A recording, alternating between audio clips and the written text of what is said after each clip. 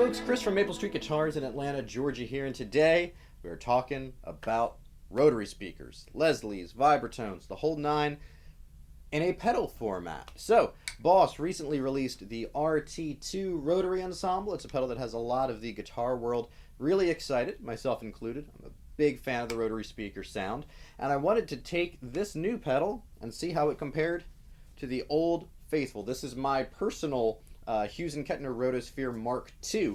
For a lot of folks, this is kind of the end-all be-all. It's a little unwieldy, it's a little big versus this guy. So we're going to see how they compare, not only feature-wise, but most importantly sound-wise, to see which might be the right rotary speaker pedal for you. So guitarists have been chasing the sound of rotary speakers for decades. It's the sort of thing that for most of us, it's just not practical to bring a Leslie to the gig or to the home. You know, it's really a massive unit, weighs a ton, takes up a whole bunch of space. For most, it's just not practical unless you have a roadie to move it around for you and everything. And even then, it's kind of a bit much. So we've been trying to take that sound and just shrink it down for most of our uses for decades. Univibes, phasers, chorus, flangers, all have been devices that are trying to capture a little bit of that sound, and the reality is with the rotary, there's a lot more to it going on. It's an effect that happens in the acoustic space physically as you have a rotating horn and a rotating drum. So it's doing some elements of phasing, of tremolo, of vibrato, kind of all in one, in a really, really cool effect. So eventually, as pedals got better and better, we got to capture a little bit more of that sound, started improving and improving. Boss, certainly no strangers to that sort of thing. The RT20 was a popular pedal from them, one of their double format pedals. That was a great option. And then, of course, as I mentioned, the Rotosphere to a lot of folks, kind of the end-all, be-all, but plenty of other pedals, the Strymon Lex, the Vent, the Mini Vent, all kinds of these. So we're going to take the latest and greatest, or maybe the latest versus the greatest, if you will, and see how these two compare. Now, when it comes to features, these two pedals are pretty vastly different. With the Hughes and Kettner, obviously, it's a big pedal. It uses a pretty distinct power, so it's not the sort of thing that you can necessarily run on a one spot. Very simple drive and output for your overall kind of, distortion. Leslie speakers would have a little bit of a natural distortion to them. You can use the output to kind of just balance it out depending on how dirty you have it set. You have a balance control for the rotor to go kind of between a low frequency and a high frequency thing, kind of balancing between the drum and the horn, if you will. So kind of functions mostly as a tone control to dial it in exactly how you like it, exactly what works for your rig. Switches, we got 3 of them. We got one to turn it on and off. We got one as a breaker, which is essentially something that we'll get to in a little bit. And then we have the slow and fast control. So that's a lot of the fun of the Leslie effect, is being able to switch between a slow speed, it's very, very subtle, and that super fast, warbly sort of sound. In between those, there's a lot of magic, as the effect essentially is ramping up or breaking to slow down or speed up, kind of in real time. That's part of what this breaker is doing. With this pedal, it does have a preamp and is definitely affecting the sound overall. So this helps you if you want to retain the sound, but without having the effect on. So kind of a cool feature. Stereo as well, and modes for guitar or keyboard, and you have a remote switch there. The Boss, on the other hand, quite a bit wider. We do still have that same stereo operation with the speed expression control. We have level and drive, just like the drive and output controls here. We have, what's really nice on this is we can control the actual speed of the slow speed and the fast speed. So a little bit more flexibility there. Also, we have the ability to change this drive control to function as a balance, much like this had the rotor balance control, same sort of thing here. We also have the ability to adjust the rise and fall time. So do you want the break or ramp up to be really fast, almost instantaneous, or much slower? So all of that, and then you just press and hold it if you want to switch between slow and fast. So all super streamlined, super useful, super flexible. And lastly, of course, we have a mode control. So this has three distinct modes. One is essentially closest to the Leslie sound, the most traditional, if you will. And as you make your way through 2 and 3, we have kind of extended tonal frequency ranges. We have extended drive, the sort of thing to make it a little bit more guitarist friendly. And of course, I would be remiss if I didn't mention that it has a really cool spinning display on here. We love that stuff. We're guitarists. We like bright lights that spin around and stuff. Hard to beat. Now for today's demo, I'm just going to play a Fender Player 2 HSS Strat so we can get some single coil sounds and humbucker sounds out of the same guitar. We're going to start by just going in mono. So I have a Blues Junior here, the LTD version, lacquered tweed, and we're going to test out both of these pedals, hear them a little bit cleaner as well as a little bit more distorted. Since there is less flexibility on the Rotosphere, I decided to kind of really streamline this demo. We're going to stick to just the traditional mode 1. I dialed in the speeds to get them kind of as close as I could, or at least in the ballpark of the fast and slow speeds that are the way that the Rotosphere is kind of preset to. And we're going to do the slow rise and fall time on this to more naturally capture the same sort of speed changes, the braking and speeding up of the Rotosphere.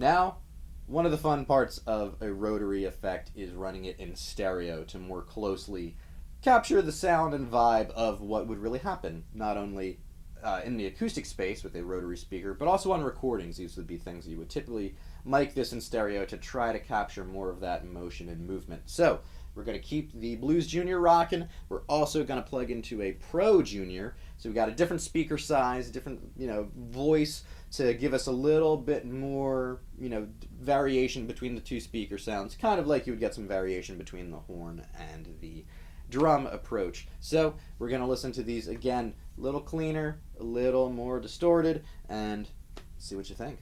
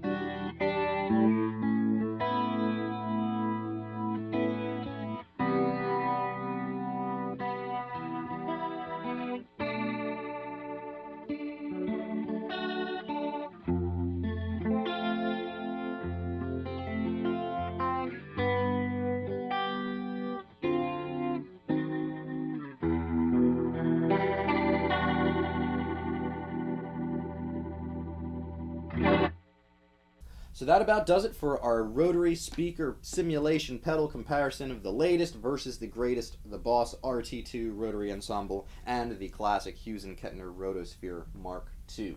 I think both of these have pros and cons, and depending on your needs as a guitarist, you might go for one sort of thing over the other. With the Boss, there's just so much about the form factor that makes sense. It's more flexible, considerably smaller. You can use just a regular barrel 9-volt power adapter. It just does the thing.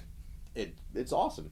The Hughes and Kettner, though, there's something about the sound of this. With the Boss, to me, it felt like there's a little bit more mid-range presence. Definitely a wider range on that drive control. We didn't dig into the balance, but both of them have a really wide tonal sweep as well. So definitely a big difference there. Also with the Hughes and Kettner, the downside, it's a noisy pedal. It's a thing that you kind of just can't avoid. It's what you live with. It's part of the charm of it, and means that you don't turn it on all the time. Make sure it's more of a special occasion sort of thing. So if you want a great feature set and flexibility, it's hard to beat the Boss. If you want that sound, man, it's tough to beat the Rotosphere. So let us know what you think in the comments below. If you liked anything that you saw or heard today, please like and subscribe to our channel here. Let us know, are you a rotary pedal fan? Do you use one in your rig? Have you plugged into a real Leslie? It's certainly a thing I've never gotten to do, so I'd love to hear about your experiences. And of course, please come and see us sometime here in Atlanta, Georgia. For Maple Street Guitars, I'm Chris. Cheers.